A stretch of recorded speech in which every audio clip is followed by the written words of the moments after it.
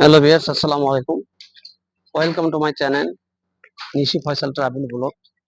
আজকে আমি একটা নতুন ব্লগ আপনাদেরকে স্বাগতম। সেটা হলো আমেরিকাতে ট্যুরিস্ট ভিসাতে যে অথবা বর্ডার ক্রস করে যে অথবা স্টুডেন্ট ভিসায় যে আপনারা কিভাবে কোন প্রসেস করে মেনটেন করে আপনারা পার্মানেন্ট হতে পারবেন, ইউএসএ স্থায়ীভাবে বসবাস করতে পারবেন বা পিআর পেতে পারেন, আলটিমেটলি একটা সময় গ্রিন কার্ড পেতে পারেন। আমি এই টপিকস নিয়ে আজকে আপনাদের সামনে কথা বলতেছি। আহ, তো ভিডিওটা শেষ পর্যন্ত দেখেন, হয়তো একটু বড় হয়ে যাবে। আমি টপিক না একের পর এক নিয়ে আমি কথা বলতেছি। নাম্বার ওয়ান, যারা বর্ডার ক্রস করে যাচ্ছেন অথবা আপনার ট্যুরিস্ট ভিসা যাচ্ছেন তাদের জন্য,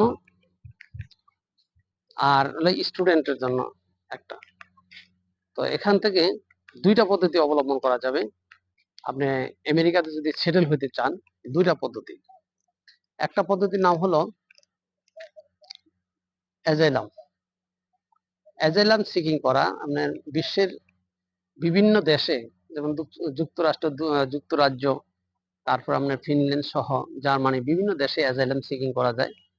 তবে যদি যুক্তরাষ্ট্রে অ্যাজাইলাম সিকিং করতে হয়, সব ক্যাটাগরি দেশে, সবগুলা দেশে যে নামগুলা বললাম সবগুলাতেই একই রকম আপনার অ্যাজাইলাম সিকিং এর নিয়ম।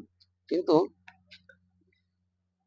যে জিনিসটা করতে হবে, অ্যাজাইলাম সিকিং করা মানে আপনি আশ্রয় নেওয়া, ওইদের সাথে আশ্রয় নেওয়া। তাহলে আশ্রয় নেওয়া হইলো আপনার জীবনের যদি ঝুঁকি থাকে, প্রথম যে জিনিসটা প্রুভ করে তারা আপনার জীবনের মানে মরার ঝুঁকি থেকে তারা আপনাকে সেভ করার জন্য আশ্রয় দিবে।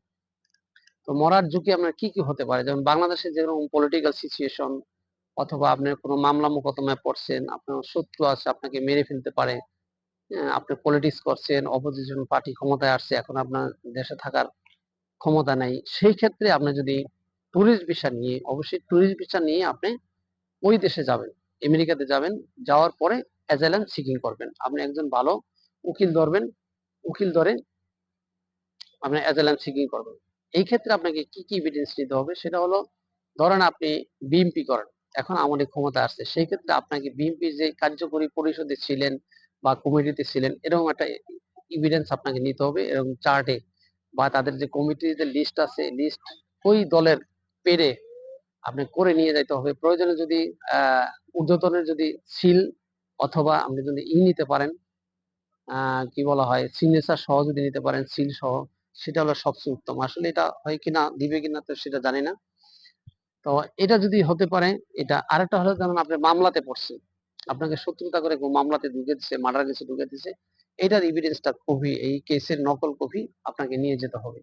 এছাড়াও রিলেটেড যা যা চায়, সেটা আপনি ধরেন কোনো রাজনৈতিক মঞ্চে বক্তৃতা দিচ্ছেন, সেটার একটা ভিডিও থাকলো, কোন নেতাদের সাথে ছবি আছে এটা থাকলো, ভাইটাল যে নেতা এদের সাথে ছবি, এই এভিডেন্স গুলো আপনাকে খুব কাজে দিবে। এই এভিডেন্স গুলো নিতে পারেন। এটা হলো যারা এভাবে ট্যুরিস্ট ভিসা যাচ্ছেন, ট্যুরিস্ট ভিসা যায় এই কাজটা করবেন।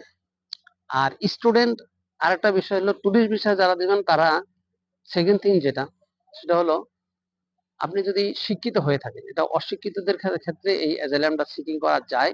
তো অ্যাজাইলাম সিকিং করলে দেরি হয়, আপনার ভাগ্য হইলে হয়তো বা 5 বছরের মধ্যে হয়ে যায়, অথবা আরো 10-15 বছর লাগতে পারে। কিন্তু আপনি যদি নিজেকে, যারা একটু এডুকেটেড, তারা মাস্টার্স করে গেছেন বা ডিগ্রি করে গেছেন, তো ওখানে যাই আপনাকে আপনার যে ট্যুরিস্ট ভিসার স্ট্যাটাসটা কনভার্ট করে নিতে হবে স্টুডেন্ট ভিসায়। স্টুডেন্ট ভিসা নেওয়ার পরে আপনি যখন স্টুডেন্টশিপ শেষ, জবে ঢুকবেন, হুম ওখানে সম্ভবত 18 মাস কি 1 বছরের না জবের দেওয়া হয়, জব সার্চিং টাইম দেওয়া হয়। ওই টাইমের মধ্যে জব নিয়ে আপনি জব করলেন, সাথে সাথে আপনার স্ট্যাটাসটাকে, ওই স্ট্যাটাসটাকে আপনি কনভার্ট করবেন EB3 তে।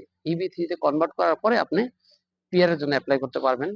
হুম তারপরে আপনি পাসপোর্টের জন্য অ্যাপ্লাই করতে পারেন। এটা আস্তে আস্তে পর্যায়ক্রমে হবে, আপনার যে ব্যারিস্টার ধরবেন বা উকিল ধরবেন সেইটা বলে দেবো। এটা যারা স্টুডেন্ট আছেন তাদের ক্ষেত্রে, আর যারা স্টুডেন্ট বিষয়ে কনভার্ট হবেন তাদের ক্ষেত্রে এটা।